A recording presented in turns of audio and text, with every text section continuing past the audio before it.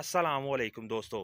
आज मैं आपको सिखाने वाला हूं कि टमाटर के पौधे की पनीरी तो हमने तैयार कर ली। अब टमाटर के पौधे को शिफ्ट करते वक्त किन बातों का ख्याल रखना चाहिए ताकि हमारे टमाटर के पौधे अच्छे हेल्दी हों और उससे हम ज़्यादा टमाटर हासिल कर सकें।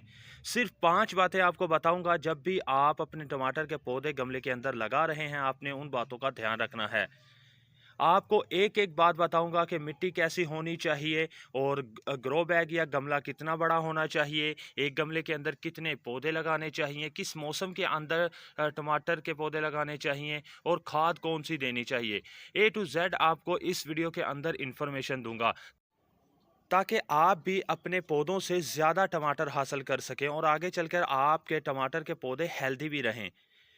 तो इस वीडियो को एंड तक देखिएगा ताकि मुकम्मल इन्फॉर्मेशन आप तक पहुंच सके। अगर आप हमारे चैनल पर नए हैं तो भाई के चैनल को लाइक कर दें, सब्सक्राइब कर दें और बेल आइकन को दबा दें ताकि हमारी हर नई आने वाली वीडियो का नोटिफिकेशन आप तक पहुंच सके। तो दोस्तों, जब भी आप टमाटर की पनीरी, टमाटर के पौधे दूसरे गमलों में शिफ्ट करने लगे, यानी कि पनीरी तो तैयार कर ली, अब हमने एक एक पौधे को हमने दूसरे गमलों के अंदर भी शिफ्ट करना है। तो इन 5 बातों का आपने ध्यान रखना है। तो सबसे पहले आपने जिस पौधे का इंतखाब करना है, जैसे कि बहुत सी वैरायटीज़ होती हैं टमाटर के पौधे के अंदर। चेरी टमाटर होता है, बेल वाला टमाटर होता है, उसके बाद देसी टमाटर है, हाइब्रिड, यानी कि बहुत सी वैरायटीज़ हैं। आपने एक अच्छी वैरायटी लाजमी चूज़ करनी है। अगर आप देसी लगा रहे हैं तो वो भी अच्छा फल देगा, जो बातें मैं आपको बताने वाला हूँ। तो सबसे पहली बात है कि अच्छी वैरायटी के आपने टमाटर के पौधे लेने हैं। वैरायटी बहुत अहम है। जैसी वैरायटी होगी वैसा ही इस पौधे के ऊपर फल भी आएगा। और उसके बाद जी दूसरी बात, नंबर 2 पर जिस मिट्टी के अंदर हम पौधे लगा रहे हैं वो कैसी हमने तैयार करनी है। मिट्टी आपने इस तरीके से तैयार करनी है कि जो भल मिट्टी होती है, जो गार्डन सॉइल होती है, जो हमें नर्सरी से मिलती है, 50% के करीब आपने भल मिट्टी लेनी है। इसके बाद इसके अंदर आप 30% लीफ कंपोस्ट और 20% गाय का गोबर मिक्स कर सकते हैं। इसके बाद ये हमारी जो मिट्टी है ये बिल्कुल रिच, सॉफ्ट और वेल ड्रेन हो जाएगी। इससे फ़ायदा क्या होगा कि जब भी हम टमाटर के पौधे लगाएंगे इसके अंदर पहले से खाद मौजूद होगी और ये वेल ड्रेन भी होगी। तो इसके अंदर पहले से खाद मौजूद होगी। जब हम पौधा लगाएंगे तो पौधा मिट्टी के अंदर से खाद जल्दी हासिल करना शुरू कर देगा। जब बाद में हम खाद देते हैं वो बहुत देर से पौधे तक पहुंचती है। तो जो पहले हम पौधा लगाने से पहले मिट्टी के अंदर खाद शामिल कर देते हैं वो ज़्यादा फ़ायदा देती है। तो आपने पहले से इस तरीके से मिट्टी तैयार करनी है। तो मिट्टी वेल ड्रेन हो जाएगी। जब हम पानी देंगे तो मिट्टी के अंदर जो अज़ाफ़ी पानी होगा वो नहीं ठहरेगा, जितना पौधे को चाहिए होगा वो पौधा हासिल करेगा। उसके बाद जो है वो उसके बाद वो गमले से नीचे निकल जाएगा, वेल ड्रेन मिट्टी होने की वजह से। तो आपने इस तरीके से मिट्टी को तैयार करना है। नंबर 3 पर जिस बात का आपने ध्यान रखना है कि अब आप किस साइज़ के गमले के अंदर कितने पौधे लगा रहे हैं। हम क्या करते हैं कि छोटा सा गमला होता है उसी के अंदर 3 से 4 पौधे लगा देते हैं, जिस वजह से पौधा अच्छे तरीके से अपनी ग्रोथ नहीं कर पाता, पौधा मिट्टी के अंदर अच्छे तरीके से जड़ें नहीं फैला पाता और हमारे पौधे के ऊपर बिल्कुल भी फल टमाटर नहीं आते। तो ये मेरे पास तकरीबन 16 इंच का ग्रो बैग है। आप गमला भी यूज़ कर सकते हैं, आप टोकरियाँ भी यूज़ कर सकते हैं, कुछ भी यूज़ कर रहे हैं तो आपने कोशिश करना है कि जो 12 से 14 इंच से ऊपर गमला चूज़ करें। 12 इंच के गमले के अंदर भी आप लगा सकते हैं। तो ये मेरे पास 16 इंच का ग्रो बैग है। तो मैं इसके अंदर ओनली एक पौधा लगाऊंगा।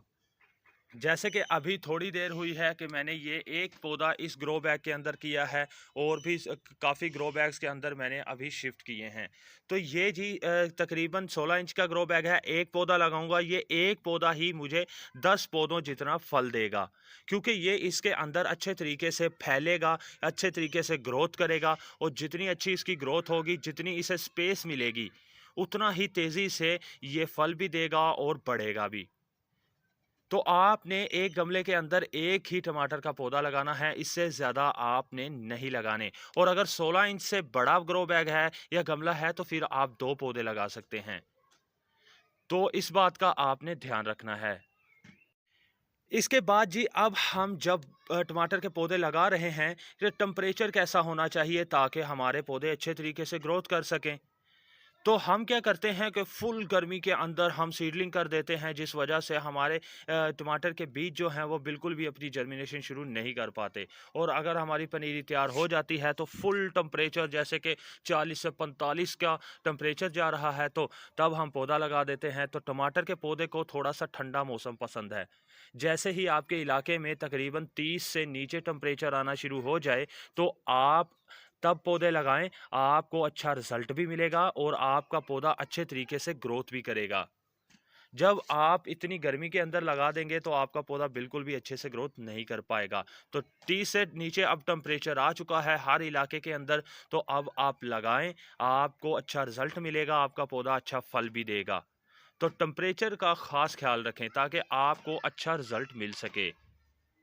नंबर 5 पर आपने जिन बातों का ध्यान रखना है वो ये है कि आपने इस जगह पर ग्रो बैग, टोकरी या गमला रखना है जिसके अंदर हमने टमाटर का पौधा लगाया है, जहां पर तकरीबन 6 से 7 घंटे की लाजमी धूप आती हो। विंटर सीज़न की धूप इसे बहुत पसंद है। तकरीबन 6 से 7 घंटे की विंटर सीज़न की धूप आनी चाहिए ताकि ये अच्छे तरीके से ग्रोथ कर सके। और अगर आप इसे शेडी एरिया में लगा देंगे तो ये बिल्कुल भी मिट्टी खुश्क नहीं हो पाएगी, ये अच्छे तरीके से ग्रोथ भी नहीं कर पाएगा और आपका पौधा फंगस का, कीड़ों का शिकार हो जाएगा, जिस वजह से आहिस्ता आहिस्ता ये मरना शुरू हो जाएगा। तो जब भी आप पौधा लगाएं, आपने करना क्या है कि मिट्टी जो है वो थोड़ा सा नम रख लें। नम रखने के बाद इसकी अच्छे तरीके से गोडी करें। ये देखें, मिट्टी आप देख सकते हैं कि बहुत नरम सी मिट्टी है। तो आपने इसे इस तरीके से गोडी कर लेनी है। गोडी करने के बाद इसके अंदर हम हल्का सा दरमियान के अंदर होल कर लेंगे ताकि हम इसके अंदर पौधा लगा सकें। तो करना क्या है कि आपने इस तरीके से होल करना है और ये जी इस तरीके से दरमियान के अंदर आपने पौधे को लगा देना है। अब आपने इसे अच्छे तरीके से पानी दे देना है। पानी देना बहुत ज़रूरी है ताकि ये मिट्टी जो है वो नरम हो सके और जो जड़ें हैं मिट्टी के अंदर पकड़ कर सकें। एक दफ़ा अच्छे तरीके से आपने पानी दे देना है ताकि मिट्टी जो है नीचे तक नम हो जाए। तो ये जी हमने अपना पौधा लगा दिया। अब आपने इसके ऊपर तकरीबन हर 15 दिन के बाद पेस्टिसाइड स्प्रे भी करना है और तकरीबन हर 15 दिन के बाद आपने इसे खाद भी देनी है, चाहे वो ऑर्गेनिक खाद है या फिर कोई भी केमिकली खाद है। तो ये थी हमारी वीडियो। अगर आपको पसंद आई हो तो भाई के चैनल को लाइक कर दें, सब्सक्राइब कर दें और बेल आइकन को दबा दें ताकि हमारी हर नई आने वाली वीडियो का नोटिफिकेशन आप तक पहुंच सके।